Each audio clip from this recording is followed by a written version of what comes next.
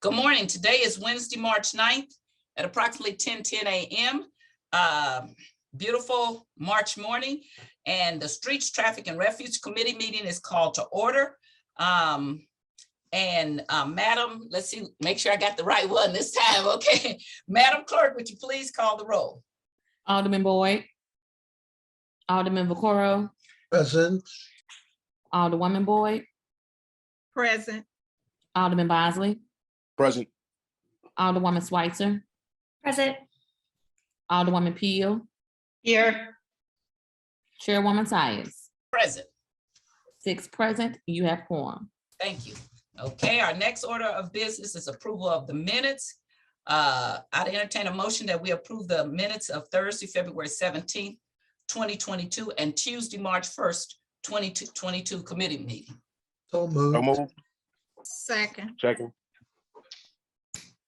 We have a motion and a second that the minutes of February 17th and March 1st are approved. Madam Clerk, would you call the roll, please? Alderman Boyd. Alderman Vaccaro. Aye. Alderwoman Boyd. Aye. Alderman Bosley. Aye. Alderwoman Schweitzer. Aye. Alderwoman Pihl. Aye. Chairwoman Tyus. Over. Aye. 6 aye votes. By your vote, you sustain the motion, and the minutes are approved from both dates, the 17th and the 1st. So we have a couple of things going on here today. I want to just make an announcement. Nobody gives us the credit, but because of resolution 176, the Board of Elections did go back and decide that we were correct. And I talked to the commission, some of the commission members, and had a vote. And so under this new election to replace the ward alderman in the 28th ward will be a partisan election following the charter. That was done because we had hearings. And that's what sometimes even you don't have to have a board bill. It's because we're having a hearing, and that was the correct thing to do. And that meshing of the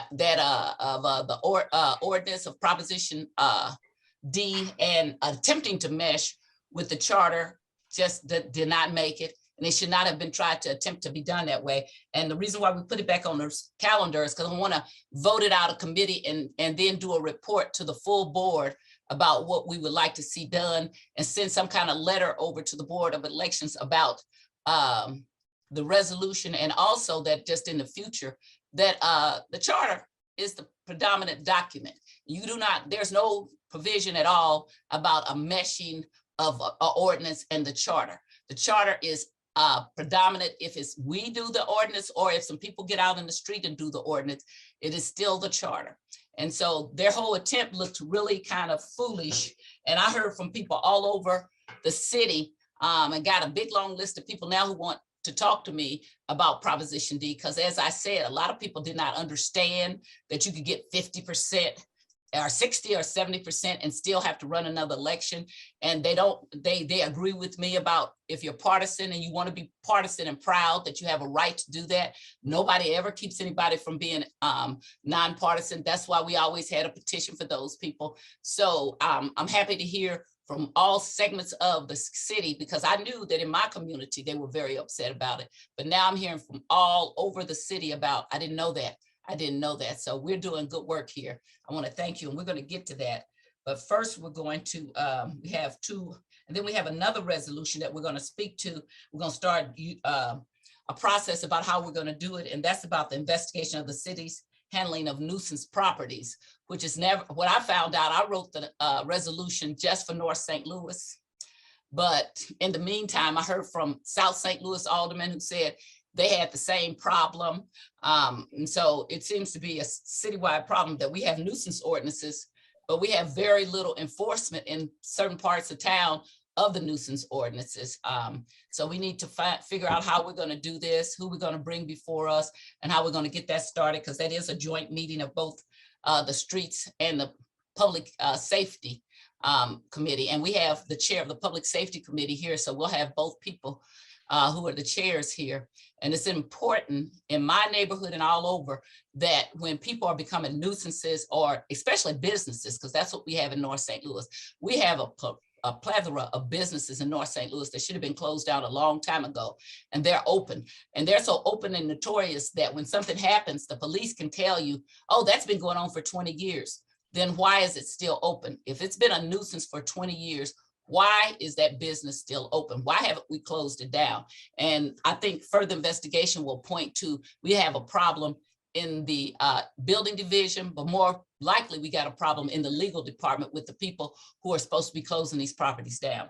So we will start to address these things, and hopefully we won't have such a frustrated group of people live in our communities ready to leave because they're having to live next door to a nuisance that should have been closed down a long time ago. And the first board bill we have is Board Bill number 178, introduced by Alderwoman Tina Pihl. And the second one is Board Bill 179, also introduced by Alderwoman Tina Pihl. Now, I believe that I got a speakers list regarding the hearing, and Board Bill 178, I think there is a speakers list. And so I want to make sure who the speakers are. We have here in support of the bill is Mr. Robert Blaine, who I think was with us a few weeks ago. Good morning, Mr. Blaine. And then Mr. Steve Sobo. And I don't think you were with us the last time. I think Ms. Fowler was with us. Is that right, Mr. Sobo? Okay. All right. So normally I would give a readout of instructions about how to do for speakers, but you guys are coming in support of a bill. So we don't really have to do that. If it was the public, we would read out and say you get so many minutes, and then it's we would go back and forth between opponents and supporters, but there's nobody here against it. And so you are a guest of the Alderwoman from the 17th in support of a bill. So I don't have to do that. I do have to swear both of you in. Mr. Sobo, if you would please unmute yourself. Okay, you moved over. Okay, if you would both raise your right hand.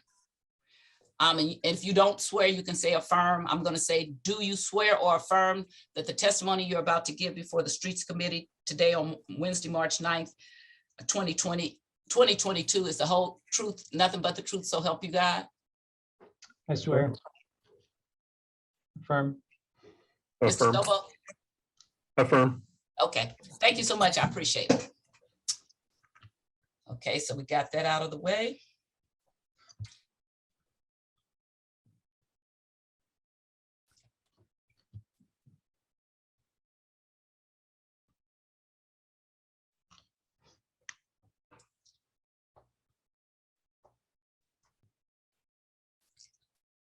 Okay,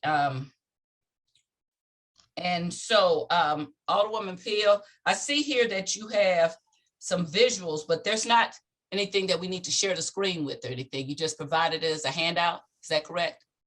The speakers would like to share some visuals when they present. Okay, so we'll be with the screen sharing? It would be able to screen sharing, yes. Okay, all right then, Alderwoman Pihl, you are free to present Board Bill 178 before the Streets Committee.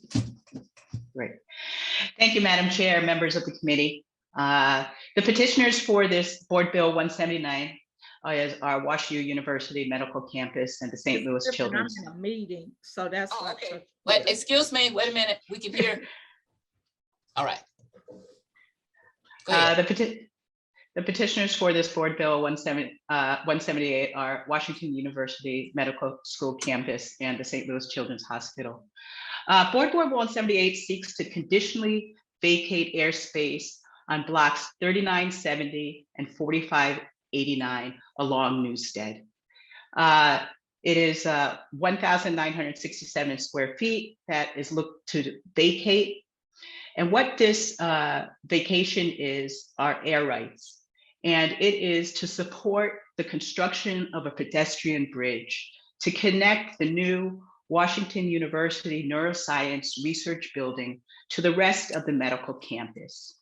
This is very important to WashU Medical campus because it's going to help move sensitive research equipment and materials that are perishable back and forth in a climate controlled environment. And so I'm here in support of that. And this actually has happened in 2016, in which a similar bridge was built on the medical campus, and it was constructed across Taylor Avenue. This ordinance, what it will do is that the city will actually will vacate and relinquish their aerial rights for this identified airspace. This board bill also authorizes that the Board of Public Service will be issuing permits to build this project. And I am I would like to have, I am done, and I'd like to have the presenters speak in more detail about the project, please. Okay, Mr. Blaine and Mr. Sobo, is there one of you all who wishes to go first?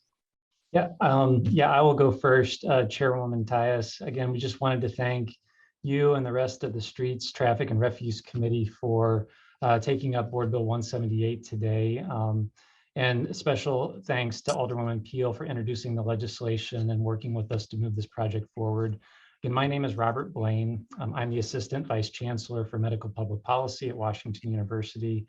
And with me, Steve Sobo is our Executive Director of Special Projects at the School of Medicine. And so Steve is part of the senior leadership team that works on all of our campus construction and development efforts that are underway. And so we really wanted to give some context for this pedestrian bridge in the sense of the bigger research project it is tied to, which, as Alderwoman Pihl noted, is our neuroscience research building. This is a 600,000 square foot research facility located here in the city of St. Louis. It represents a $618 million investment in the city. And when it's complete and fully fit out, will be home to about 1,350 research scientists and support staff. Many of those are going to be relocated from other parts of campus, but 270 of those will represent new jobs in the city of St. Louis. And when it's finished, we believe this will be the largest such research building in the country that's solely dedicated to neuroscience research. And examples of that research include our programs in Alzheimer's disease and other neurodegenerative disorders. This building will have research teams focused on addiction and understanding the brain chemistry and biology that leads to addiction and how we can develop new therapies to overcome it. There will also be labs focused on sleep and the circadian rhythms that affect our sleep habits and can lead to sleep disorders or other conditions that can have other health effects. And then there will be teams that are working on building out our further understanding of brain circuitry and brain mapping and understanding the genetic roots of brain development and brain disorders. So WashU has one of the strongest neuroscience programs in the country. And so this building is going to be really the nexus of those efforts here at the medical school and in partnership with BJC Healthcare, our hospital partners. And so Alderwoman Pihl did a fantastic job explaining, the rationale for this. As was noted, we have several of these bridges across campus, and it's how we've connected our research with our clinical operations, both WashU School of Medicine and BJC operations, to make sure that as we're moving people and research materials that we can do it in a safe and effective manner. And so I do have a few renderings, and Steve is here again as the project manager for this building, can answer any technical questions either about the neuroscience building itself or about the bridge. And so I will just share my screen right now, and it's just 4 slides, and we'll move through them pretty quickly. Okay, Mr. Sobo. Yeah, and can everybody see that? Yes, I can. Okay, so this is an external rendering of the neuroscience building. This is, just to orient you, this is Duncan Avenue. So Forest Park Parkway is just a block to the north on this side. And this is Newstead Avenue right here. And so this is the bridge, or the rendering of the bridge that we're talking about. Just the next slide. This is the plat that's in the board bill. You probably have already seen it, but that just details, the narrow sliver of Newstead that we are seeking vacation of air rights for this bridge construction. This is another rendering, just gives you a better picture of what the bridge will look like. It's this consistent design, both exterior and interior, with the bridges that we have in other parts of campus, again, which I'm guessing most people have seen or might be familiar with. And then the last rendering is just an interior shot of on the bridge entering into the neuroscience building, just so you can get a sense of the materials and the construction. But again, it's to be consistent with our link system throughout the rest of campus, and essentially just connects this new large research facility with the rest of the medical center apparatus. So I will stop sharing there. And again, we just thank the committee for considering this bill, and again to Alderwoman Pihl for introducing it today. And if Steve and I can answer any questions, we would be happy to do that. Okay.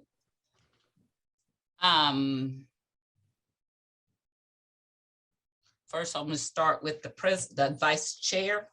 Alderman Bosley, do you have any questions? I don't right this second. I am interested in the aerial space piece and where we're giving away airspace. I think that's pretty interesting. It's pretty cool. I've never seen a board bill like that, so that's just kind of interested in hearing other people's questions.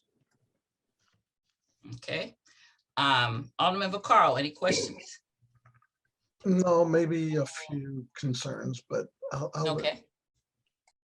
Got concerns? Want to wait later? Yeah, I'm just more listen. Okay. Alderwoman Boyd. So what I'm hearing is you're looking at doing a walkway. Okay. And so it will be added construction on that site. Correct. Okay. And so so I'm trying to get clarity. So the walkway will connect to what? That's what I'm trying to get clarity. Yeah.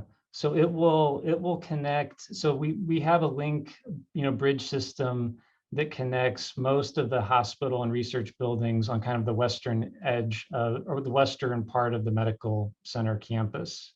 And so this bridge just simply extends that link system east into this new neuroscience building, which is at the corner of Duncan and Newstead Avenues. And so kind of on the eastern edge of the medical campus. And correct, it'll cross over Newstead Avenue. Traffic under Newstead will be, continue to be maintained. And this just allows us to move people and research materials to and from that building in a climate controlled environment. And so this is over there by the Rehab Institute. Yes, correct. Just east of that. Okay. All right. Thank you. Okay.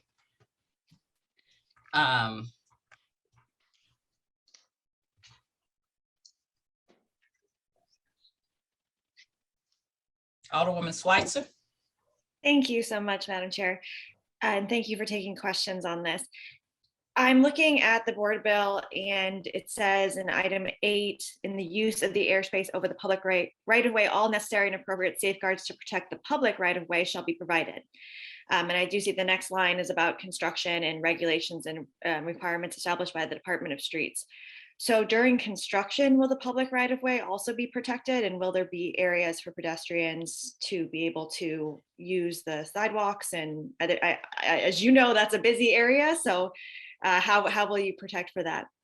No, that's a good question. I'm going to ask Steve to address that. So Newstead Avenue is currently closed to through traffic just as this big construction project is underway, because it is such a large effort. But pedestrian mitigation has certainly been part of that, project and plan. And so Steve, did you want to try to address that further? No, I mean, Robert, you've covered it. Currently, like Robert said, Newstead is closed at Duncan and little bit south of the daycare entrance off to the left. That's the children's site. But that's not only for the link, but also for staging of the main project. And same thing with Duncan, just north of the project has a lane closed for safety. And all of the pedestrian traffic is routed to the north side of Duncan to get around the site. And thank you for work during this project.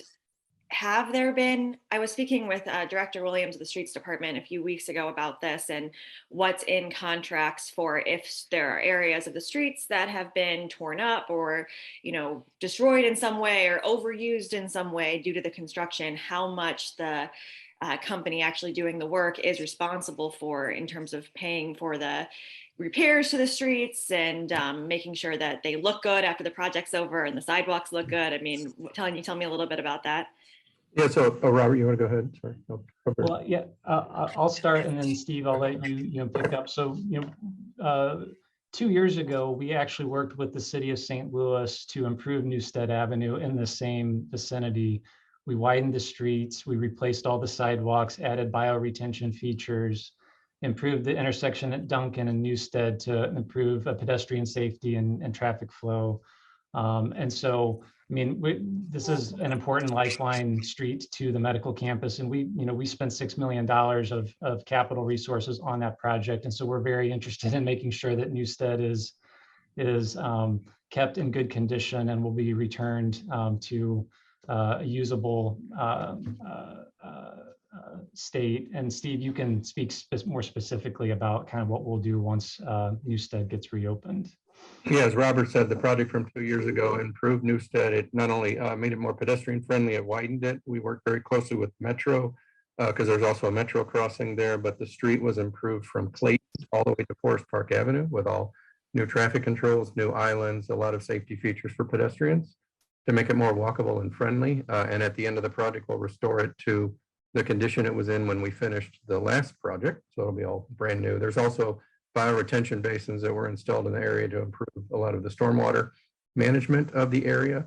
And then on Duncan, once we're finished there on the north side of the new research building, Duncan will also get we want to get a complete layover along with the sidewalks are improved because they're wider, to be more pedestrian friendly than it was. And Duncan will also be back to a better condition than what it was when we started on the north side of the building. I really appreciate that. I think that kind of collaboration is so important to make sure that it can look better after the project's done than when it started. I'm interested because I don't know that those sorts of improvements, I know that they're not in every single construction project that the city approves. And I'm wondering, when you got to that, was that the streets department saying, this is what we want from you? Or was that you all saying this is what we want the area to look like afterwards? I mean, can you tell me a little bit about, how that conversation went? No, that's a great question. And I mean, with the Newstead project in particular, I mean, there was a lot of conversation with the city and with, at that point, Alderman Rohde in terms of, what the goals were for this area, particularly as this starts to butt into the Cortex innovation community, which again is a more it's one of the goals of that community is it to be, walkable and pedestrian friendly. It was very much, I think, a shared goal of everyone to make sure that street, met those, goals and objectives. I mean, and Steve can probably speak to this better than I can, but I mean, the medical campus, takes, a lot of responsibility for street maintenance, snow removal and salting. Because we need to make sure that when we're getting patients to the campus, when we're getting research materials, to the campus, that it can be done, that it's not impeded by, disrepair to our streets, and that our employees can get in and out of work. And so we budget quite a bit of capital every year to make sure that those streets are maintained and resurfaced and repaired as necessary. Steve might be able to speak more to the specifics about how that works in partnership with the city, but it's been kind of a longstanding practice of WashU and BJC, our hospital partners, to make sure that the campus is a well-oiled machine. Yeah, I mean, over time, if I may, over time, and the area Robert's talking about, kind of from Kings Highway to Boyle, Highway 6440 to Forest Park Avenue is what our central campus is. And we work very closely with not only the street department, but all the utilities in the area, because everybody's constantly doing work in our streets. And we're always making sure, along with our campus partners, BJC, the University of Health Science and Pharmacy, the old College of Pharmacy, along with other institutions within our campus in Cortex, that we work very closely with the street departments, with the utilities, and other areas to make sure, again, the streets are in great shape, the sidewalks are safe, and we have proper lighting throughout the district. Again, we consider it our campus along with the city entity. Thank you so much. Those are all my questions. I will be supporting these board bills. Thank you. Okay. I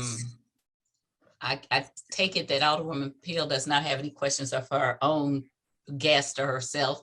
So I see that we have Alderwoman Ingrassia here. Alderwoman Ingrassia, did you have any particular questions for this board bill? No, thank you, Madam Chair, just listening. Okay. Alderwoman Rice, have any questions or concern about this board bill? No, thank you, Madam Chair, just listening. Okay, and Alderman Gunther? Thank you. Questions or concerns? I can't see you or hear you. Oh, no, okay. All right, I have some questions. So I'm trying to, usually when you're doing something, I'm over at by Wash U so much, I am driving by all the things you're doing, but I'm having a hard time getting this in my head. So what is it that you said you were going to be transporting once you get this? Because I know you have overpasses other place. What will be transported between which buildings?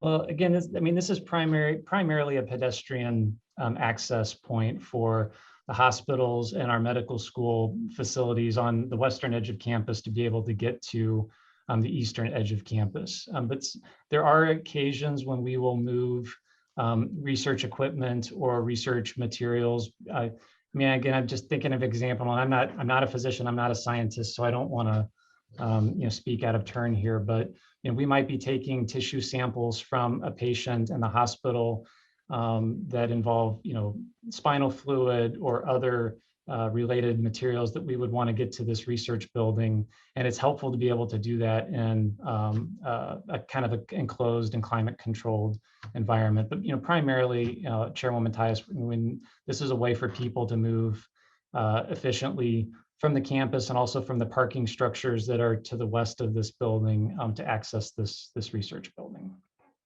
Okay, and right now, what do the people do since there's no overpass? So they just walk across the street? Yeah, well, I mean, the building is under construction, and so okay, right. Yeah, so currently they would cross. They would have to use the sidewalks to get across. Newstead Avenue, and a lot of people, certainly do that to get over to Cortex or to other parts of campus. But particularly with research equipment and materials, if it's again, if it's 10 degrees below zero or 110 degree index outside, to move materials, that means, potentially shipping or some other mechanisms to make sure that those samples or those materials are kept within certain temperature ranges. And so it's the way most academic, medical, and teaching hospitals, will accommodate those sort of concerns is to make sure that all of their buildings are connected in some way. Okay. So I have some questions that are not quite germane to this. In fact, they're not, but it is to me. I had some people, I was at a meeting and people brought up that many years ago that we had conversations with Wash U about having emergency medical centers put in North St. Louis, which you have none, no kind of medical center. And that there were some promises made back in 2011 and 12. I didn't come back to the board to 13. I served on this board from 91 until I was racially gerrymandered illegally off of the board in 2003. And I came back 10 years later in 13. But while I was gone, it was brought to my attention that there had been conversations with the Black Caucus and the Washington University about medical centers or emergency centers in North St. Louis. It most certainly came to my attention a couple of years ago when this pandemic came up. And I was dealing with the mayor's office about getting vaccinations and things of the sort. And the mayor's chief of staff and I, Stephen Conway, actually got elected together back many years ago. So we had lots of conversations.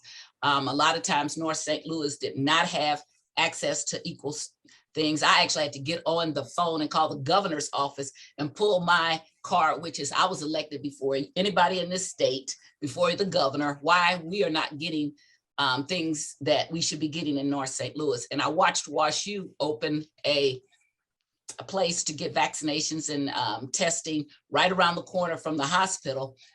And I saw down in South St. Louis it was happening. I got a call from the mayor's office about vaccinations being occurring at certain places in South St. Louis in the Central Quarter, but at the Walgreens, but they were not going to do it at the Walgreens that I fought so hard for. Actually got it built because I held up people's project when I was the vice chair of the streets, and Alderman Bosley #1 was the chair of streets, and we held up their projects because they were not being fair to North St. Louis. So I started to ask questions then, why we don't have an emergency center there. I'm a proud graduate of WashU School of Law, but feel like that I see all that building over there. And I was taught at WashU School of Law, and I hear from the deans and things that should be spread around the community, but I don't see you all doing anything like that. I actually know a young man who works for you. He used to work on my campaign, Stephen, who is the head of diversity, Stephen Player. I've been knowing him since he's been a kid. And I called and reached out to him about, hey, why don't you guys have some stuff in North St. Louis? So now I'm going to put you kind of on the hot spot here to say, I see all this building and all of what's going on, but I don't see any kind of follow-up of what I was told that was promised to the caucus back in 11 or 12. And I just want to ask you, gentlemen, how do you make these decisions? And do you ever look at the fairness of having a whole part of the city that you're not even involved in and you just don't do anything with? And I just think it's wrong. And I've treated you really nice when you came the last time, but got some harder questions this time. Who makes those decisions and who do I sit down and talk to? Because when I come here, I represent North St. Louis. And so when I don't see my community being respected, then I have some real hard times doing and respecting and supporting the things that you want to do. Yeah. Well, Chairwoman Tyus, I mean, I appreciate, hearing your concerns. I mean, I'll just have to be, upfront and honest with you. I wasn't involved with the conversations you were referencing. I don't recall those conversations. Okay. At least that wasn't within my sphere. And certainly, whenever we talk about particularly clinical services, I mean, those are things we do in partnership with our hospital system at BJC Healthcare. I know there's been, attempts to build capacity at Christian Hospital, which I know is not North St. Louis, but particularly, but when it comes to specific commitments in North St. Louis, I apologize, but I wasn't involved with that, and I don't know what might have been discussed, and we certainly would be willing to sit down with you and with BJC and try to get a better understanding of what those opportunities might look like. But those sort of decisions are things that we make with our hospital partners, and would need to be, I think, part of that conversation as well. I'm glad that the Alderwoman from the 6th is on here because she's the chair of health, and so we're having a big conversation right now with Mr. Paul McKee about his appropriating the name Homer G. Phillips Hospital. Mm-hmm. So I'm not a native St. Louisan, but I did do that resolution because the people were very upset about the appropriation of the name Homer G. Phillips Hospital to be put on a 3-bedroom clinic. And so I've sent a letter to him about a conversation that we need to have in person about that. Mm-hmm. But what I find offensive, and I've been that person for a long time, I guess because I didn't grow up here, is that living in North St. Louis, and I've lived in the Central Quarter, I lived in South St. Louis, and I actually, where I live in North St. Louis, I can get on a bus and get to Barnes in a very short amount of time. So I live a straight shot, but I find it troublesome that people just go on year to year to year and accept things as they are. And so I've always been the disturber, okay, from paving Kings Highway when I got elected in 91 to building a Snooks in North St. Louis when they didn't have any. And the people where I lived said, well, Alderwoman, they won't build a Snooks in North St. Louis, to building a Walgreens, which we held up the other Walgreens at Gravois and South Grand until we got ours okayed. So to building the first bank, to the first school. These are all things that happen because I'm an activist and a legislator. So I don't mean to really put you on the spot, but I'm on the spot to deliver resources to my community. And I find that people don't tend to hear what you're saying or don't tend to follow up or drive through and say, hey, this is unfair in North St. Louis, until you get to a spot where you can make them understand that it's to their advantage to be able to be inclusive. And so right now, I'm not inclined. I came here preparing to vote no on this bill and kill it. I don't really want to do that. What I want to do is have a conversation with you. Okay. And I want to have a conversation with the people who are in the right spot. And also, I'm not sure about what you're talking about. And usually I have things in my head. So I want to go out and see this and continue this bill until next week. But I would like to have conversations with WashU about how does that look that a whole part of town doesn't have something. And I, again, I'm having that same conversation with the hardware store people. I was here when they built the hardware store, the Home Depot on South Kings Highway. I was so proud. I lived in North St. Louis by that time, but I was proud. But I don't understand this exclusion of a group, a whole part of town, when especially you have so many resources. And I've been privileged to go to your part of Washington University. I'm privileged. I got a good education.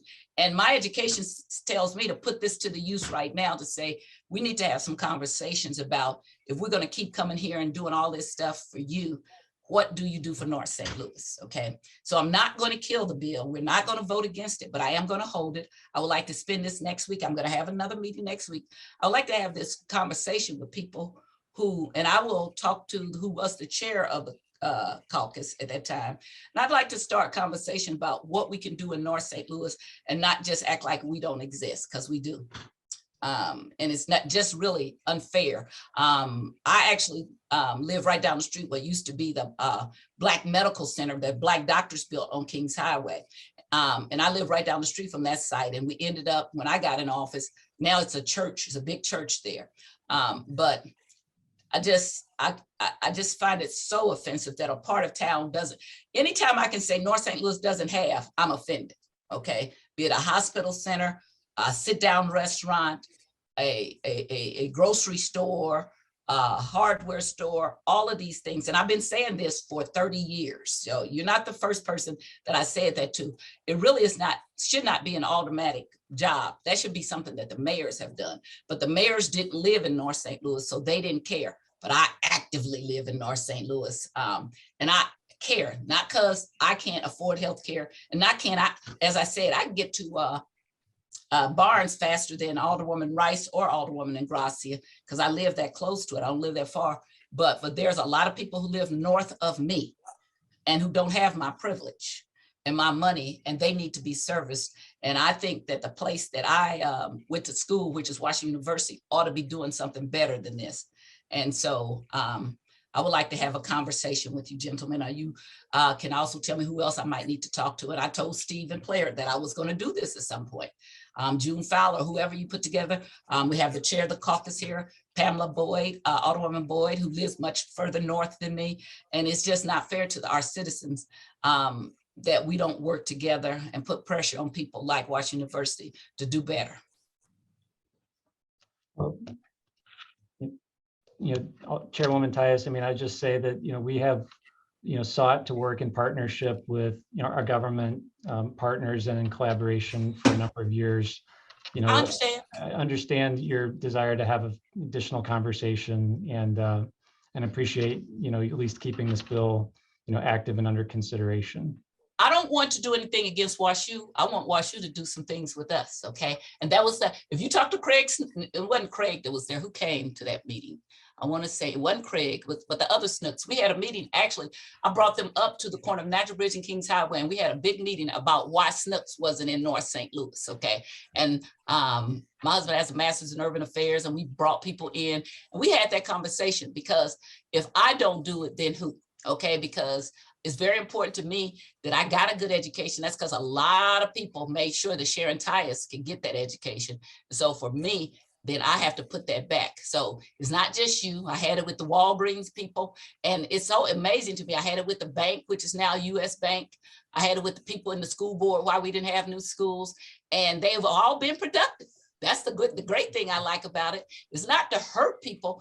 Inclusiveness is a great thing. People act like that, asking for Black people to have things is something that hurts them. It's a very good thing, and it makes for a much more well-rounded city when we're looking out for all people. So it is not to try to embarrass. It's just that this is my opportunity, and I will go. I'm going to have, if you don't already have, I'm going to have my secretary reach out to Alderwoman Pihl to get you all's information, so I can reach out and call you. And I mean, sooner than later, like I'll probably call you this afternoon or tomorrow, so that we could try to set up something and have some conversations. Okay. Right. Yeah, Chairwoman. I mean, I think we have a lot that we can share in terms of what we have done to address the healthcare needs throughout the region and in St. Louis. And again, we would like to see this, board bill move forward. But again, I think there's a lot, and it's not all as apparent in terms of what those stories are and what those efforts are. But I think we would very much, with our hospital partners, like to share that with you. And again, we recognize that the session is coming up, is going to be ending soon. And so again, we just really would like, there's nobody that know how to handle the rules better than me and how to get a piece of legislation. We still have time. Okay. I know you want to put that pressure, but I don't feel that pressure. I also know we can call ourselves into sessions. There's all kinds of things we can do. But when the opportunity presents, that's when you have to knock at the door and then sometimes knock it down. So at this point, I know what you want to do is important to you, but what I need in North St. Louis is equally important to me. And I've had to come back here because of racism and work myself back up to being a chair when I should be the vice chair of the board based on my time. So for me, I hear you. That's why I told you I could have just voted and killed it here in committee. I'm not doing that. But I do want a conversation, okay? We want to have some conversations about how do we proceed. And you're talking about regionalism now, and I'm talking about North St. Louis. I'm not talking about regionalism. I'm specifically talking about North St. Louis, because regionally they got a hospital in North County. I was sad when they closed down the hospital, because I lived in South St. Louis for 7 years. So I was equally sad when they have a Southside hospital, I think now, but that wasn't originally what it was. So I have a real great connection to all parts of the city because I've lived in all parts of it. And so I am talking about North St. Louis, what we can do. I want to bring the people who told me this into the conversation. They won't necessarily be at the meeting, but I want to make sure that I am correct. They reached out to me and just said, hey, why are you guys doing all of this? And they made us some promises. And so this is a great time to have that conversation. And we still have time to get the board bill passed. If we can have a conversation that I believe that will be something that helps North St. Louis. Okay? All right, thank you, appreciate it. You won't need to come back for next week at all, okay? Because you've already made your presentation. And like I said, I just want to hold it for a week. And I'm going to go out and look at, I got a couple of questions that I'm not sure in my mind that I want to go out and look at what you're talking about also. So I'm good at driving out to the site, and I will be doing that. Okay, well, and if Steve or I can be helpful when you want to visit, please let us know. We'd be happy to meet and talk with you. So, and again, we appreciate you taking up this matter today and for the committee's attention to it. My secretary is on the line, so she heard what I wanted. She'll reach out to Alderwoman Pihl, and I'll get your information. You'll hear from me today or first thing in the morning. Okay. Okay. All right. Thank you. Okay. Thank you.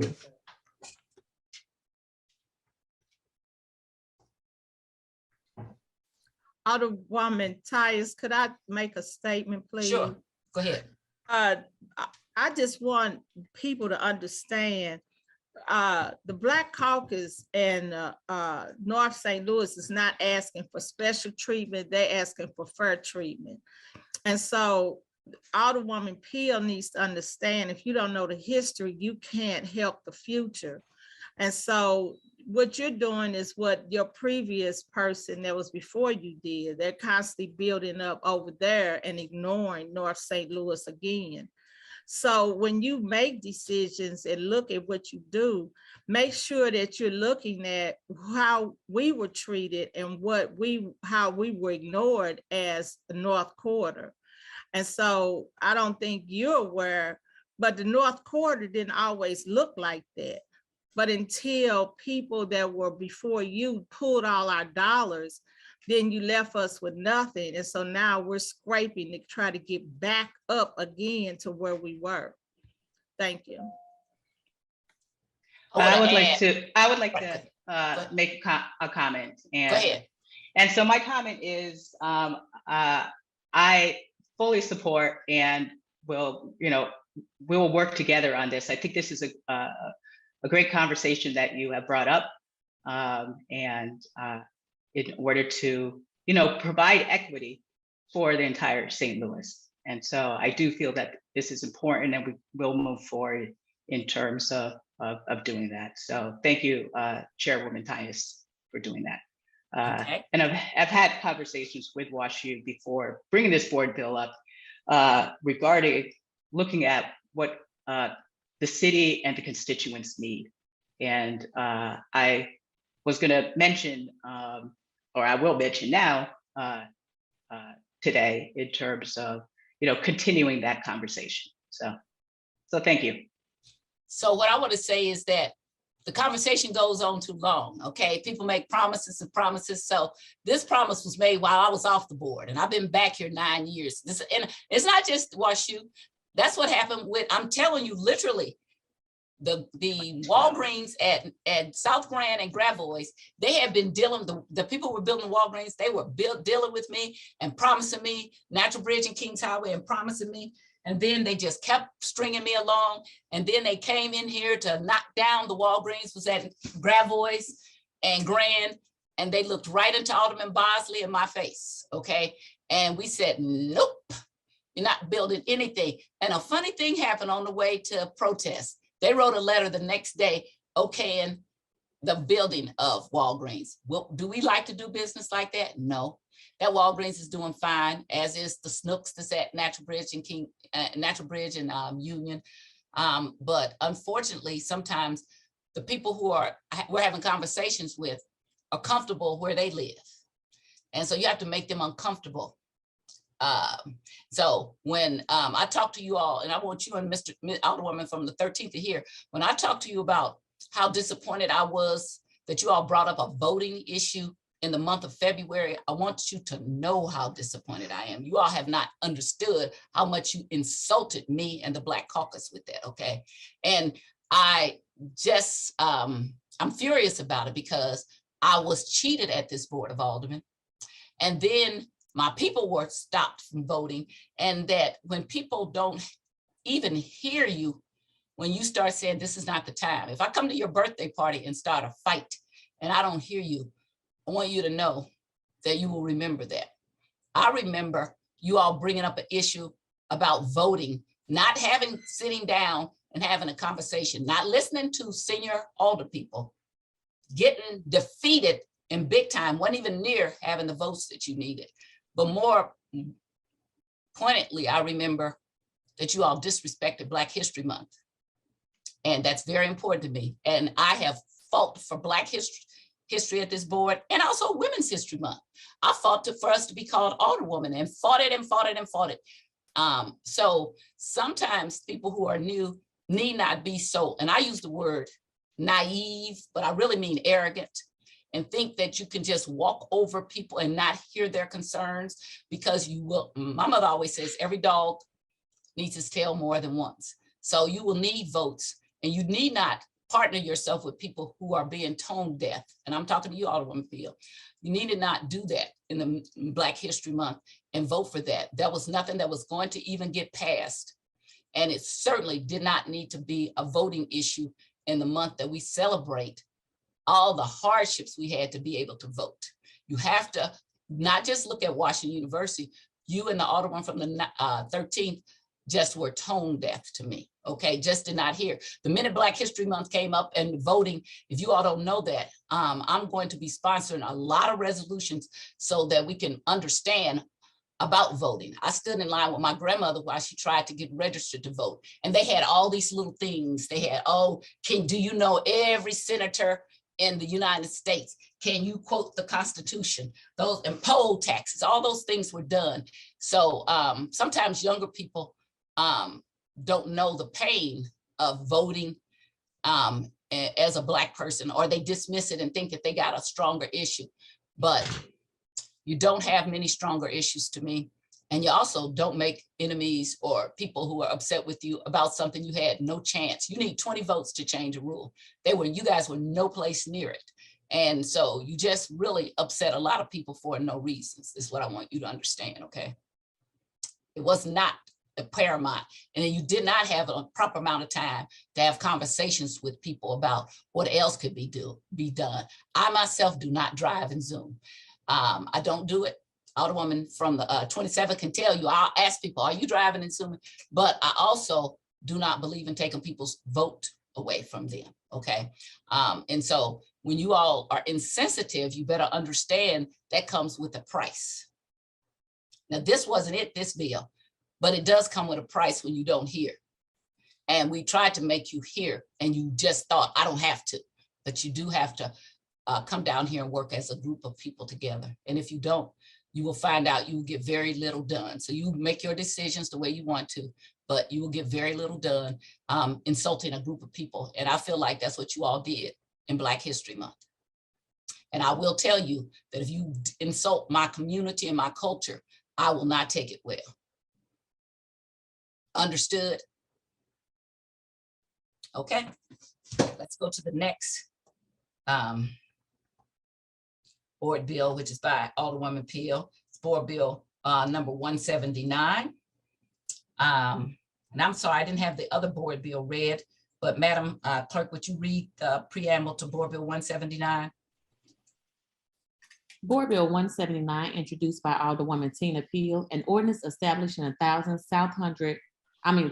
block of South Taylor Avenue residential parking district and location and restriction for curb parking within the 1,000 South Taylor Avenue residential parking district, and authorizing the placement of permanent parking only signs and prohibiting the parking of any vehicle in the district Monday through Friday between the hours of 8 a.m. and 4 p.m. that does not display the required permit, and providing a penalty for violations and containing an emergency clause. Okay, Alderwoman Pihl, you're free to present board bill 179 before the committee. Thank you, Madam Chair and members of the committee. Board Bill 179, I fully support. The petitioners are the residents of Forest Park Southeast, the block on South Taylor, the 1,000 South Taylor.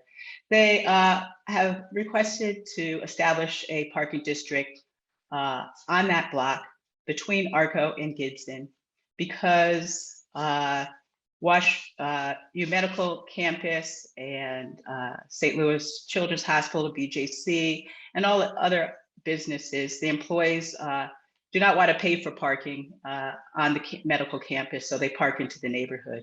And they congest our streets, and they do not allow residents to be able to park in front of their own homes. And thus, these residents are seeking this ordinance to have a residential parking district. It will be established between Monday and Friday from 8 a.m. to 4 p.m. And there will be a $20 fine imposed for any parking violations in this new district. I believe that this will mitigate some of the parking issues that are caused by the employees and also clients that go to the hospital and medical center to use the facilities. Thank you for hearing this board bill, and I am open to questions. Okay. First, I'll go to my Vice Chair, Alderman Bosley. Do you have questions or concerns? I do. I got a quick question. Alderwoman Pihl, who is going to be monitoring the permitting process? Is it Park Central? Yes, at this point in time, Park Central has been doing that. Okay, cool. So how much are your tickets or the permits? Not tickets, but how much are the permits that the residents will be paying for? The permits, I believe it's 14. Let me look in the board bill. It's about $14. I'm not. Is that annually? I believe so. I know the fee is going to go up, so I don't think we actually put it in the board bill, but the fee is going to go up slightly. Okay. Who sets the fee? Are you setting it, or is that Park Central? This has been something that Park Central, and then who is going? I know that Park Central has been shepherding this process through the 17th Ward. This is the first time I've done this. And so this is what has been set. I do know that, and I think that the fee will go up slightly. Okay, so the reason I'm asking is because I'm doing a residential parking district too. And I know over there at Park Central, they've been doing it for some time. So, trying to navigate the process and figure out particularly how things are being done in other places that actually work. I don't hear any complaints out of Park Central or from the residents around that area. Just trying to figure out how to mirror maybe the way that they do theirs or the structure that they have set up and how they actually administer those permits. So, just figuring that piece out. I had connections to a few people who run it or ran it and started it, but you being an older person running this bill, just figured probably the best time to ask questions on it since you all have so many of those districts, in your area there. I will. I'll forward you the contact of the person who administers that at Park Central. Is that something you'd like? Yeah, that'd be cool. Yeah, that'd be great. Is it? I'm sorry. Go ahead. Oh, because then they could tell you their whole process and everything.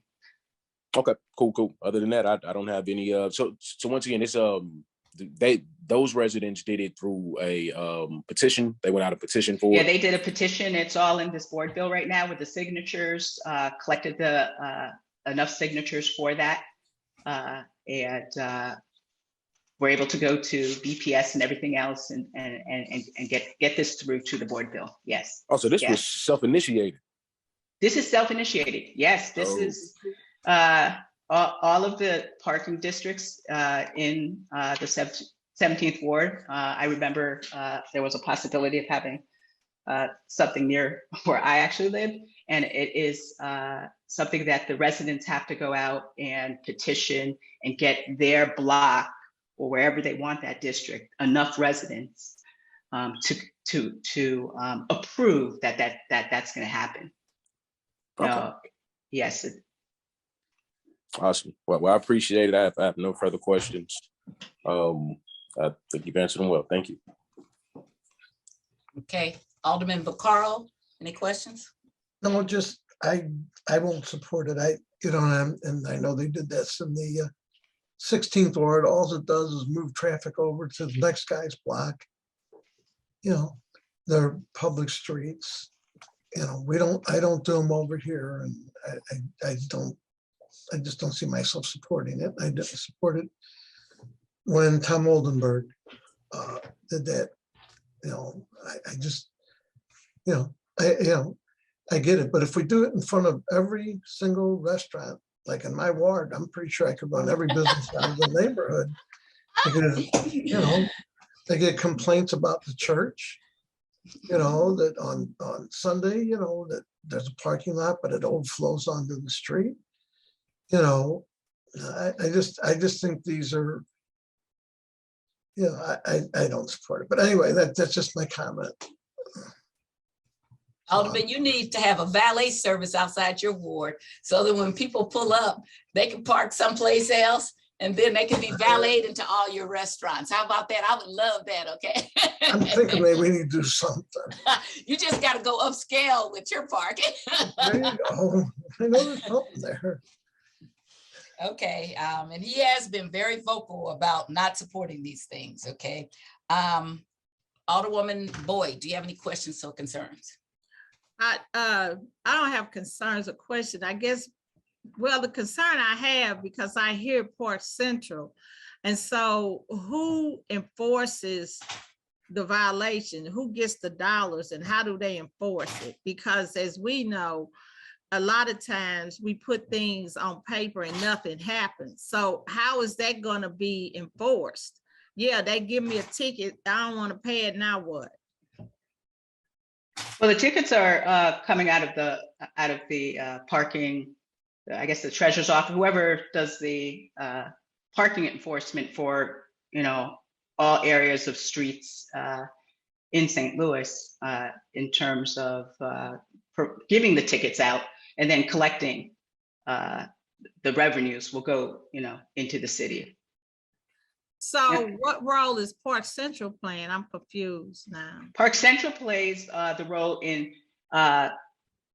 managing the parking permit. So if a resident or household wants to get the permits that they are designated, they will then pay the money for that, just the permit. They just are managing the permitting process every year, that they're getting the guest pass or that permit for the guests so that they could park by that person's residence. Park Central does not deal with the fees in terms of the ticketing of violators. That is the city's and the treasurer's office. I assume similarly to all the other ways we have these parking districts set up in terms of the violation of the perpetrator who's parking there. Okay, thank you. Okay. Alderwoman Schweitz. No questions. Okay. Who's here? Alderman Gunther. Okay. Alderman Cohen. Thank you, Madam Chair. I'm just curious. So I'm just joining recently. So is this related to parking around what area? This is Taylor Street in the Forest Park Southeast and 17th Ward. And what is happening is that is it the residential portion of Taylor? Yes, it's a residential portion of Taylor. Yes, not in the BJC complex. Not in the BJC complex. It's not in the commercial area of Forest Park Southeast. It's the residential area. It's when areas get built up and they become more urbanized. There's ways in which we have parking districts created so that residents are able to park in their homes. This is part of because of the development and in terms of what's going on at BJC and the medical campus, in which there's just more and more employees, et cetera, that are being employed there. And their overflow, or when individuals at those offices do not want to pay for parking on the medical campus, they park in the residential neighborhoods and park there for free. Okay. So I may have missed the discussion. I had another call. Alderwoman, I have different thoughts about this particular issue, but with respect to the BJC, I guess this was already discussed, but is there any way that you can relay to Park Central and BJC with respect to the air rights and pedestrian traffic over there? They continually block sidewalks over there, which is now in violation of our ordinances. And it's an issue with, I'm sure, residents and parking and everything else, but because when they do block the sidewalks, they're usually also blocking parking that's over there as well that could be used by visitors, staff, residents, etc. So I guess it is kind of germane to this bill as well. But Alderwoman Ingrassia actually passed a bill that prohibits developers from blocking sidewalks. They actually have to create safe spaces, and that is definitely not happening around that BJC complex. So I don't know if it's Cortex or if it's Park Central or if it's BJC or WashU Medical Center, but they need to step up their game when they're doing those massive redevelopment projects over there for sure. Thank you, Alderman Cone. Of course, thank you. I will. Alderman, we actually held the BJC build, so it's coming back next week. Okay, I mean, it is the topic itself is actually somewhat germane to this, since I mean we're talking about residents that don't have parking because parking is being displaced by other development around that area. But Alderwoman, I know that that's also probably a topic that's near and dear to you as well, as someone who cycles and walks around the city frequently. So just my feedback to share with them as well. Okay, thank you. All right, what I hear, and I heard a lot of great, did I get everybody? Yes, I heard a lot of great questions, and I've been sitting on this board and doing these things for a while now, but it made me have questions. Alderwoman, we're gonna also hold this bill. I would like for Park Central, whoever does the administration of this to come, and then I'm going to ask the people from, I sit on the parking commission, so I'm going to ask the parking commission, whoever does the ticketing, to come. And so I want them to be able to answer questions about how this whole process works, because I want to get it in my mind straight now, because I never knew that I guess I didn't know Park Central was handling all of your process or whatever. So I want to hear how that works and understand, are we doing the same thing in every community, or is each one different? So can you invite the person who handles it at Park Central to come to the meeting? We're going to meet next Wednesday at 10 o'clock. Can you invite them to come? And I'll get the parking commission to come also, okay? I will invite them. I would like to note that that Park Central is looking to, well, I guess they could talk about what their next steps are, but they are looking to transition who's going to be handling the managing of all of this. So well, that'll be fine. If it's the person who's currently doing it, or if they're going to transition it, I just want to kind of hear the process.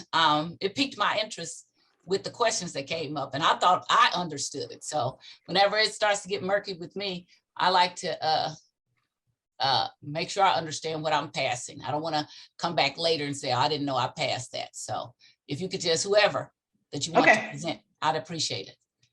I'm sorry, Alderwoman Evans, you go in and out. So did you have any questions? No, I didn't have any questions. I'm just listening and getting an education. Okay, all right. Okay, those are the two board bills, and we'll be back here at 10 o'clock with both of them next week. At this time, we're going to go to resolutions. And the first resolution we have is 176, which we had lots of hearings and went through the whole hearing process, in which we had the Board of Election come over.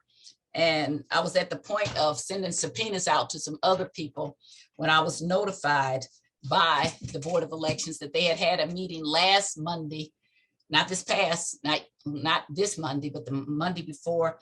They had actually for the first time had a meeting of the Board of Commissioners before their decision to let Proposition D kind of merge with the city charter had been something that was just decided on the director level. That really should never be what happens. And so when I asked had they had any meetings, they said no, they had not had a meeting of the Board of Commissioners. And once they had the Board of Commissioners meeting, they voted 2-1 that they would not be merging the charter with Proposition D, that the charter was the preeminent thing that should have been followed. And there was no process to merge the two or try to make them one. The charter laid out very specific process of how you would replace a vacancy, and all of it was partisan. And then to come and say, but our election is not going to be partisan was disingenuous. We have been doing this for 30 years. At least several of us on this committee are just here, sitting here now, have been committee people. So we know how that process, Alderwoman Boyd was a committee person, Alderwoman Evans was a committee person. When I was gerrymandered, I came back as the committee woman of the first. And so we know that when you can't not make it partisan once the different Democratic Central Committee or Republican Central Committee nominate somebody. It even got more complicated because the Republicans came back and nominated somebody. And I hear there might be an independent. So if they did try to have the hearing the way they were anticipating they were going to do it, you would have had these three people on the ballot. The only one that legally that should have been on there as a nonpartisan would have been if the person files for a nonpartisan. But the Democrat and Republican, they were getting, when the Republican filed, it got to be really hard for them to justify their position. And so they did change it to the correct position. And so our resolution just really says that we wanted them, the city council and the board of election, to appear before the committee to answer questions regarding the upcoming election. Those questions have been answered. And I just wanted to write a little report back to report it out to the full board of aldermen, saying that we did have the hearings as required, and that the board of elections did vote to have a partisan election for the 28th ward position on the board of aldermen. I do want to note that in an interview I did with the press, the board of elections says this will be the only time. They're wrong again. Actually, depending on if the mayor's position or the comptroller's position becomes vacant, the city charter is very clear about that also, but we don't have to deal with that because we're only dealing with the 28th ward. And so what I really want to pass out here is just a short little report to the full board saying that we did have the hearings, and that as a result of the hearings, that the Board of Election Commission is now decided by a vote of 2-1 to have a partisan election to replace the Ward 28. And I just wanted to know if anybody had any questions or concerns about that statement from the committee. Alderman Bosley. No, I don't have a statement. I would just say, I appreciate you putting the hearing together and giving an example of the power of our committee and being able to hash things out as a collective. When we do have a difference in not only opinion, but a difference in the way that we infer things that we've read based on, our knowledge of what it is that we are trying to achieve. So, I appreciate that. Sometimes we can get a little complacent with some things going back and forth with different departments because things have been going on for some time. For some way in the city, and we just be like, well, that's the way it's been going, so that's the way it's gonna go. So it's good to see. That's why seniority is so important for individuals like yourself, folks that have come before us, to really be able to lay that map out and teach us how to navigate it and kind of make it our own at the same time, so we can actually achieve what it is that we're trying to achieve and not just have meetings and hearings and go back and forth and never actually get anywhere. So that was good to see. After that meeting, we actually got some resolve without having to come back here and do another 2 or 3, 4 hour meeting. So that was, it shows the effectiveness of it. So I appreciate that. Okay, thank you. I would say good work to the committee, good work, Chairwoman. That's correct. Committee did a good job. Alderman Vaccaro? No comment. Good work. I think we need to iron out the rest of it. I saw you on the news. I'm curious when we're bringing that up. But we do need to iron out the rest of this. Do you have a problem with just a statement that we did have the hearing? Oh, no, I'm good with that. Okay. Alderwoman Boyd. I have no problem with the statement. I think the statement is accurate, and I agree I mean, you've always been a teacher, so this isn't anything new to me. Even when I was a committee person, you taught me stuff that I didn't know. And I think that's where the thing is, people, and Alderman Bosley and I kind of agree, that's what people need to understand.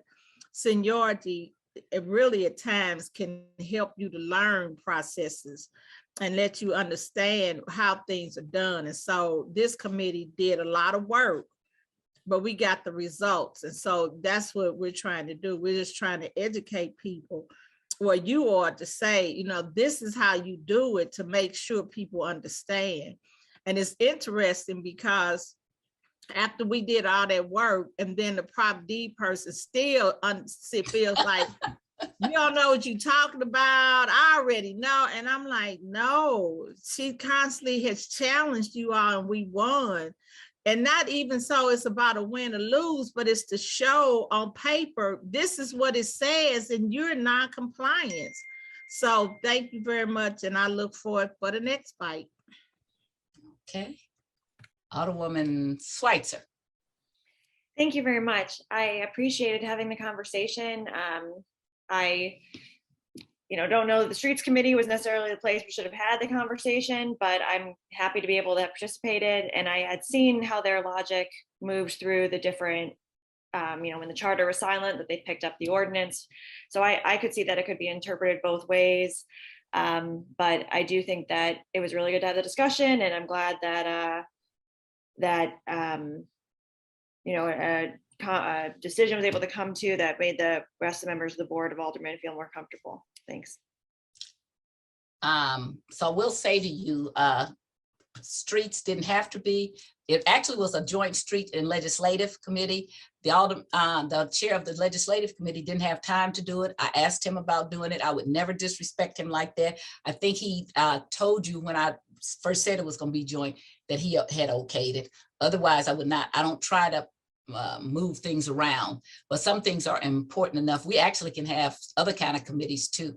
Those are things that you don't know about that because you're new, but you will learn there's ways to get things done. For me, I want you to know wasn't about winning or losing. They were absolutely wrong. There is nothing in the charter that allows you to merge an ordinance with the charter. It was not silence. It talked about the election over and over and over again. That was just something that they wanted to do. And so I do know that the commissioners did watch these, the ones that didn't come, and that made them change their mind because their employee was not able to validate that. And almost every lawyer that I talked to did not agree with them. And the lawyer that they had at the Board of Election was hired by the Republican Jerry Hunter, who is a friend of mine. And so lawyers tend to give out over at the Board of Election. Unfortunately, it's been my 30-year experience. They say what whoever hired them wants to say, and I don't like that. And I think I told you, I sued the Board of Election when I ran in 1991, and the person who was their lawyer was Jimmy Edwards, who is my good friend. And absolutely, they lost, okay? So it has been my experience that the Board of Election is not, they themselves are not nonpartisan, okay? They got a Democratic director and a Republican director. They have 2 Democratic commissioners and 2 Republican commissioners. So, and you also have to look at what they meant at the time they wrote that the charter. In no way did they anticipate any kind of thing of Proposition D. The charter meant for it. It mandated that you do partisan things. If it did not mandate, I would have probably agreed with them. But when it says you shall let the Democratic Party or the Republican Party submit the petition, you shall do this with the party. That's, you would have to like turn yourself inside out to get to what they were saying. And so they were just wrong. That's all. And I have no problems challenging authority and no problems learning from stuff. The alderman from the 3rd brought in a parking district last week. I never thought of using a parking district like that. You just asked questions about the parking district. And so that made me want to get more information, and your questions even about what's going over at WashU. So I don't say that young people shouldn't bring things, okay? I think that we need to work together. So I'm not saying don't, because I've been that young person who Joy and Wayne told you think you know everything and come down here and you better learn some things. And I'm appreciative of that now. So we need everybody to be working together, Alderwoman. Yes, Alderwoman Schweitzer, your hand's back up. Thank you so much. I appreciate that. I am, I've learned something every single day being on this board, and I hope that that continues. I feel like I don't want to dig too much into it, of course, but I do feel like it was a really interesting, I almost call it like an orientation to some topics on the board during the Zooming and driving conversation. My intention is never to be disrespectful of anyone. So I don't think you were intentionally. Let me say that I don't think you were intentionally. I just think there are some times when you don't bring stuff. Okay. That's what I've learned, that, when somebody brings up this Black History Month, don't do that. I think, and I'm just telling you, don't do that. Say, okay, I can come back and do this again. I actually agree with you more than you know about public safety. Okay. And driving. Okay. So that's why everything I can get on my vehicle, it's all verbal. Okay. Sure. So don't start with something that's so hard. It's the only thing I'm saying to you. Start with what do we agree with, and let's see where we can go. Yeah, I appreciate that. I learned a lot. So I think with this discussion on the Board of Elections and information there, I'm just interested to keep learning and seeing how to manage, my way through all of this. I had thought that, specifically to me, what stood out was just that it didn't say it shall appear on the ballot. It said they shall be able to put someone on the ballot, but not that it shall appear. So that was what I kept tripping over, that I could see, okay, but and then the ordinance says it shouldn't be there. So that to me was the difference that I kind of saw how the thought process would go. But I think what's so interesting about so much of what we do is the interpretation, and how people interpret different things and where they're coming from and what is weighed more in their mind or in reality in the law. So I found the conversation very interesting, and it was interesting to see the decision change from the election board based on just the different way of interpreting. So thank you for allowing me to speak twice. No, you are a committee member, valued, okay? As I said, you don't learn new things without new people. When you surround yourself with everybody who tells you, yes, I have a favorite parable. It's called The King Wore, what is it? The King Wore No Clothes or whatever. And it's about this king who said he had these new clothes and everybody, he didn't have them. And this tailor just made it up. And he walked around town nude and nobody would tell him he was nude. And then this kid said, but the king doesn't have on any clothes, because the kid was the only honest person. And then the king was like, oh, I don't have any clothes. But everybody was scared to tell the king that he was wrong. Okay, and that he didn't have, and this tailor had just made this up because this king had wanted this, and I'll see you though, I love it. I grew up with that, and I'd never surround myself with people who tell me, yes, Sharon Tyus, okay? The people, and I find older people who've been here before me, like I talked to Ollie Stewart, who's over in the 6th Ward. I had Pearlie Evans, who worked for the Congresswoman, and I just find Martha West in my ward. I find older people who can tell me, but you are wrong, Sharon Tyus. And so I don't care how much you think that. So, but then they've also taught me about sensitivity and your timing of stuff. And that's what I'm saying. I don't say public safety is not an issue, but your timing sometimes is just wrong, okay? And that's what I'm saying here. So, Alderwoman Pihl,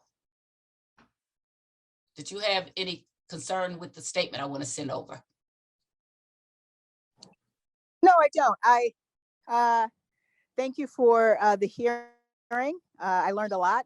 I thought it was really good in terms of having that conversation, and I appreciate you bringing that up. So I thank you. Okay. All righty. So I'd move that we send over a short statement to the full board saying that we heard resolution, that we did hear resolution, what is it, 176, and we did have hearings, and as a result of our hearings, and I say that because I talked to the commissioners at the meeting on whichever date it was, let me get the dates up here. Last Monday, which would have been today, which would have been February 28th, that the Board of Election Commission had a commissioners meeting and decided that they would have a partisan election for the 28th Ward vacancy. Second. So moved. Second. Okay. Previous roll. Oh, there's no previous. No, there's a previous. Yes, roll. it is. Previous roll. Yeah. We have a motion and a second, a call for previous roll. Any objection? Hearing none, we're gonna send board resolution 176 out to the full board with that statement. And I'll send it over to everybody before it gets sent tomorrow or later today. So you'll make sure we're all on the same page, okay? All right, the other Sounds good. resolution we have is resolution 177, which is the investigation of the nuisances. And I originally put in for North St. Louis, but I did hear from South St. Louis aldermen that said they were having the same problem. I just wanted to bring it up. The chair of public safety, which this could have been in, is here on our committee. I wanted to just bring it up to start. I want us to think about how we will be doing this. I will probably have some meetings while we're out of session on this, and who you would like to see before us. And I'm even going to come in with probably an amendment to the resolution, because I was asked by several South St. Louis aldermen not to make it a North St. Louis issue, but to make it an issue about the city of St. Louis. And about what has occurred. I actually have some more data about what was closed downtown, what was closed in South St. Louis, how it was closed, how our whole nuisance process is not working for us the way it should be. The whole problem that we seem to have is that we have people who live in communities, and you have these ongoing issues. And our whole reason that we brought up these nuisance issues and passed these laws many years ago was that we could shut these things down. Nobody should move into a neighborhood and they think it's a single family neighborhood and quiet. And then the next thing you know, you got a gas station staying open 24 hours a day, and you're having all these problems. And no matter how you're reporting the nuisances, they don't seem to be listening and nothing gets done about it. And that's what makes the citizens in the city of St. Louis leave. And we've had continuously in the 30 years since I've been elected, a large number of citizens who have left this city. And we have to be committed, to me, to trying to keep the citizens in the city, and that they be proud St. Louisans like all of us are. And so that's where we're going to head. So I wasn't going to really hear the resolution today. I just wanted to talk to you about that it was coming up. And that I want you to kind of think about who you like to see before us and make suggestions. You can send it to my secretary, Erica Strong, about suggestions. Who would you like to see before us? And I hope more of we got 2 or 3 of the public safety members on this committee also. So I hope more people show up and really come with some hard questions, because I see the city councilors coming before us. I see the building division coming before us, the nuisance people coming before us, just a group of people where we can really get an idea of how to make this, passing legislation that doesn't work for the citizens is not a good thing. And so that, to me, is our job, to make sure that we're making citizens happy to live in our city. Any comments or concerns from any member of the committee? No, I agree with that. I think we need to put, the police in there also. Okay. The problem properties attorneys need to be involved as well. They all, anybody who it touches going from point A to point B, maybe even the NISs, those individuals, of course, go out when you got a nuisance and they go out and inspect stuff and write stuff, they write it down, goes into the system, they go to the nuisance hearing at the end of the month. So yeah, I think it's an important conversation. And whoever is running or used to run, what is it? Is it Project 87? Correct. Whoever ran that or is supposed to be heading that, we need to get them to the table and find out why has there been nobody evicted under Project 87. I can't think of any at all since I've been in office, in my ward in particular. And I got like constant shootings. I got one building, 2933 James Cool, Papa Bell. When it's so many calls for shootings in service over there. I had like 3 kids shot, maybe 20 adults. And that's not an exaggeration, you know, in 4 years. And that building is still ran.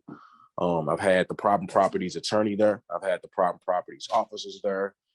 They've been on the nuisance list more times than I can count, and they're still operating.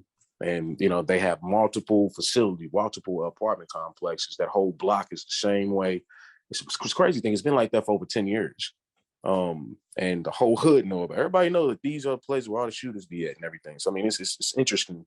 So yeah, just excuse my rant with that, but yes, if we can get whoever we can from Project 87, I mean, I would like it to be a conversation where nobody can point the finger at the other department because all the departments are there that it's going to touch. You know, we can hash it out right there and see what that process is like. And actually, you know, if any members of the committee, I would like to suggest y'all got problem properties, bring them to the table that day.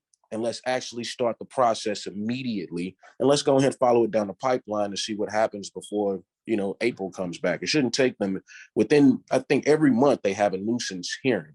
So by the end of the month, one of us should have in this committee something on that nuisance list so we see how that goes so we can follow that process. Therefore, it's a conversation with some follow-up and we can come back and talk about the resolve that happened and where the flaws are. So with that being said, that, you know, there we go. I appreciate it. Definitely looking forward to this conversation.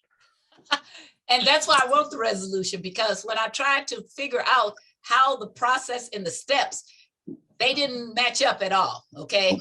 They didn't, everybody was, I don't know. And then all of a sudden, I get a nuisance letter, which I think is just hilarious, okay, after I started asking questions about a piece of property that we have. So that's good. You got a nuisance letter? I got a nuisance letter. I had somebody tell me that they got a nuisance letter because they turned stuff in too much. They do. I had a state rep tell me that. That. Right. So all of that is not how this is supposed to be working. So that's why I want the steps to be every step. Who generated that letter? Why is it generated? What is the process? I had one of the lawyers tell me, oh, they have to call 911. Well, of course, you know, I got the ordinance out. In no place does it say you have to call 911. So one of the persons who is actually in charge of enforcing these hearings, administrative hearings, doesn't know the law. Okay, so that's why I wanted to do it. And I want to thank the chair of public safety for agreeing to do a joint meeting. And Alderman from the 23rd, do you have any concerns or conversation or questions you want to bring up? No, I agree. I mean, we've had nuisance properties and we fight it. We get it on the nuisance property list. We've had one house now, it's got the second stabbing and they're now considering a hearing to shut.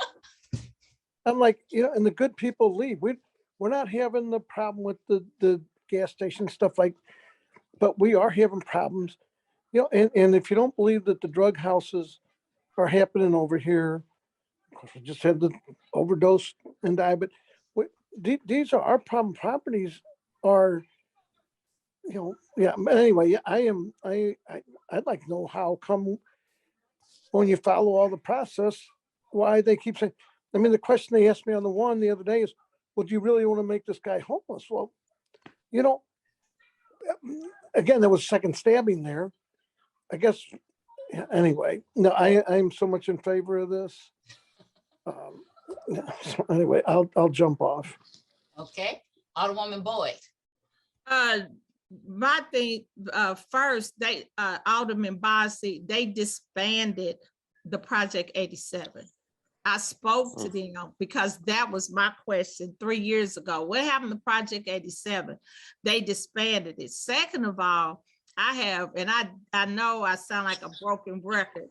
I have 267 nuisance properties in my ward. None have been shut down. And when I go to them about properties, I have a property like yours on several streets, not one. And their comment was, we don't have enough calls. And we had, I had a block, residents meet with the city councilor and the nuisance officer, and they followed our protocol. And the comment that came back was, you didn't do 911 calls. And I said, 911. And so when Alderman Tyus said, it's not even in the ordinance. So I just talked to Major Coons yesterday about another property.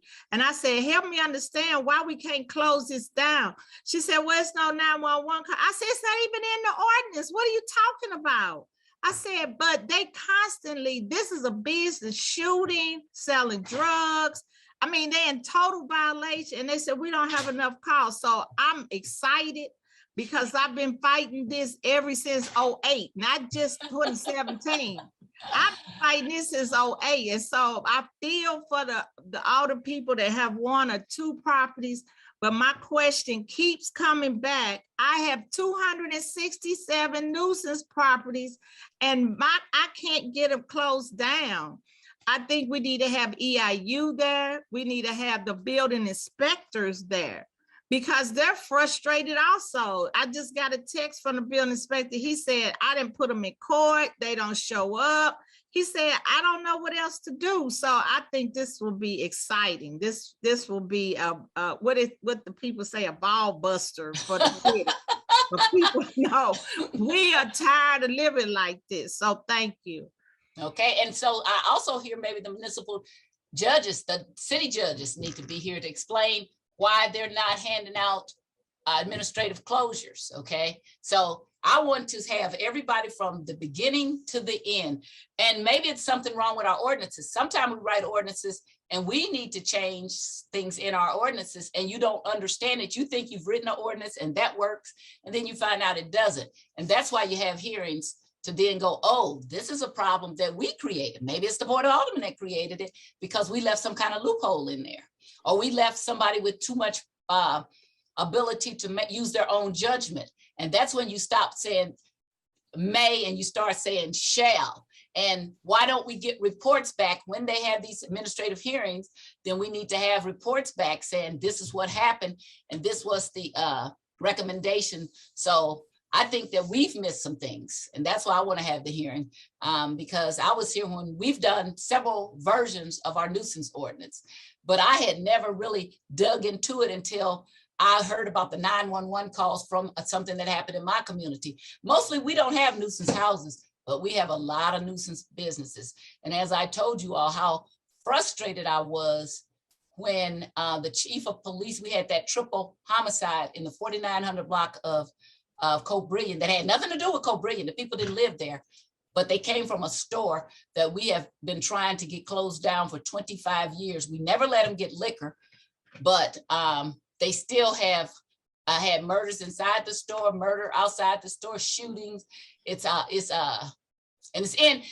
by them then separating, when they tore up my ward, they put it in the 4th ward, on the edge of the 4th ward, but right on the other edge of what's now called the 1st ward. And it just went out of control. And it's at Hammett Place and Euclid, and it affects all of my community, but we didn't even get any notices when it was going on. So one of the things I really want to change in the ordinance is that if it's a problem that's touching more than one ward, that you give both aldermen of that ward notice, not just one. Okay, because it's affecting my community. Didn't understand. They were like, Alderwoman, when it was in the 20th, you had it almost closed down. I did.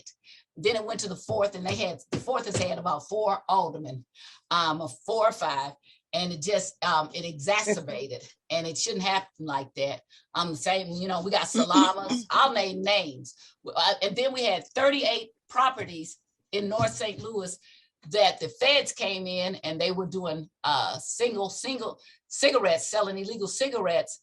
And 8 of them then had fires in the next couple of days, but there are 30 out there still. And I'm still trying to get the information from the Board of Adjustment as to what has happened to them, because as they work their way through the feds, we should have had some kind of information what happened to those 30, because when the whole thing is done, we should have some information about them being closed down. But for me, it's really much more commercial. I have a couple of residential, but it's much more commercial properties that are in F neighborhood commercial district. And F neighborhood commercial district says that the people who have businesses are supposed to be an asset to the surrounding area. And when they live someplace else and are able to stay open 24 hours a day and they have all kind of things going on, they should be shut down immediately. Their ability to make a living should not be paramount to where you live. And that's all over the city. And that's why I'm going to change it. As I said, I started out with just North St. Louis, but hearing from Alderman Vaccaro, then I heard from Alderwoman Carol Howard and some others in the other parts of town that, hey, we're having the same problem. So this is, sometimes you get so focused on what you're doing that you don't know that it's happening in other parts of town. Alderwoman Schweitzer, did you have any concerns or anything you want to suggest? Thank you so much. I'm excited to have this conversation as well. Glad, happy to be part of it. And there's been, one of the things I've been dealing with a lot is vacant housing and the kind of situations that occur when you have vacant housing in your ward. One of the problems and loopholes, to use your word that I found, is that there's a process that nuisance properties follow with certain number of police calls, trigger certain action, and so forth. But vacant properties don't fall into that same pattern. The problem properties officers don't engage with them, even if the same kinds of activities are happening. And so it really falls then on the alderperson to find the owner of the property and try to mediate in some way. And as you, I'm sure, have the same experience as me, that every single property is different. With, if it's a vacant property, it could be owned by somebody who passed away and didn't leave it to anyone, and they're 3 years behind in taxes, and I really don't want it to go to the next kind of problem owner that's an LLC from Texas that you can't find, or then we have those people who live in Clayton, U City, wherever else, that own dozens of our properties and seem to think that it's appropriate to basically act as hoarders for our properties in St. Louis. And so I have been working on this a lot in my own ward, and I'm really looking forward to having the conversation with everyone else about what they've been doing, what's worked, how we can make progress, and anything that I might be missing. So thank you. And I will add that one of the things that sometimes people purposely do is they transfer the property. And then we, the city, start all over, which we should require that when it's been a nuisance property, we should file against that property so that the new owner doesn't say, I didn't know, you knew. We filed against it. We put something in that file. And also it should be required that the owners who owned it tell them. Okay, so that we don't have to keep starting all over, because that's not fair to your neighborhood. If now it's a new owner. I had a property in my ward until it just burned down. Some homeless people went in there. It got transferred 12 times. Every time we got to a certain spot, somebody else had it, and then we were starting all over again. So that is, like I said, that's a frustration that's all over the city that I think we don't know that other people, it may be a different thing. It may be a gas station here, it may be vacant houses there, but it ultimately adds up to frustrating our constituency, who, if they can, then at some point say, I'm tired of this. And that's not what we want in our city. We want everybody to have quiet enjoyment of their property, especially when you come home. Okay, Alderwoman Pihl. Did you have any questions or concerns? No, I don't have any questions, concerns. I look forward to the conversation, be part of it. I think it's very important because we do have to mitigate this. Okay, Alderwoman Evans. Yes, thanks, Chair Tyus. I just wanted to see if I could get an answer to one of my questions. I had a house that was a nuisance problem. And they'd go through the process, and then it would be vacant for about 6 months or so.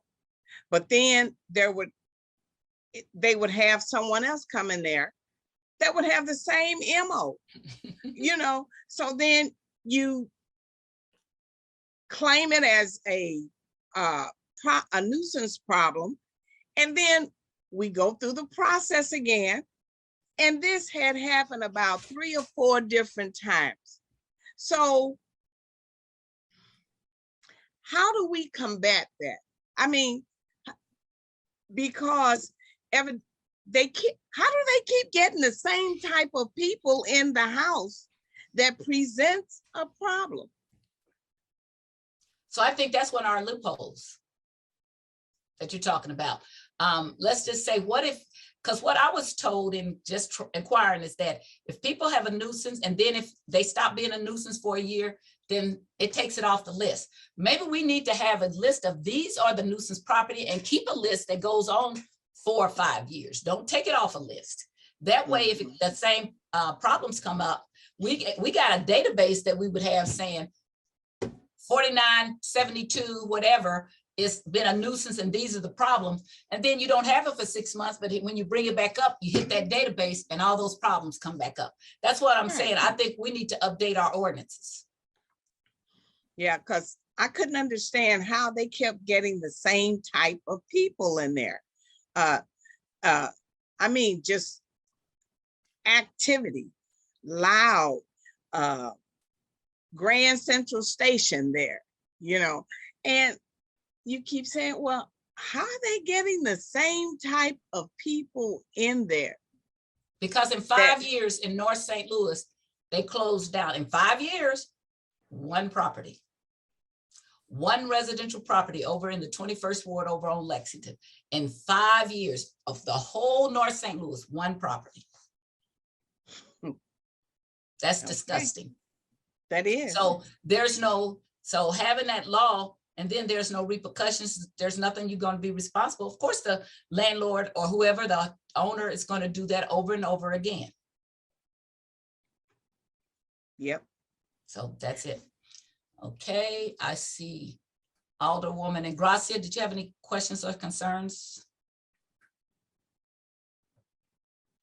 Okay, she's gone. Alderman Gunther.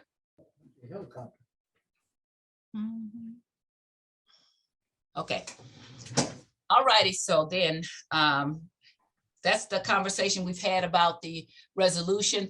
Anybody that has people they want to come before that committee, a joint committee, please send the suggestions over to Erica. I am going to probably try to do from the very beginning to the end. Who generates the letters is the first thing. How do you get a letter? What is the behavior? What is required under the ordinance? Is the ordinance really appropriate to what we need? There's people who maybe don't call 911, but they call the Citizen Service Bureau. Why can't we use that as data? Why is that a problem?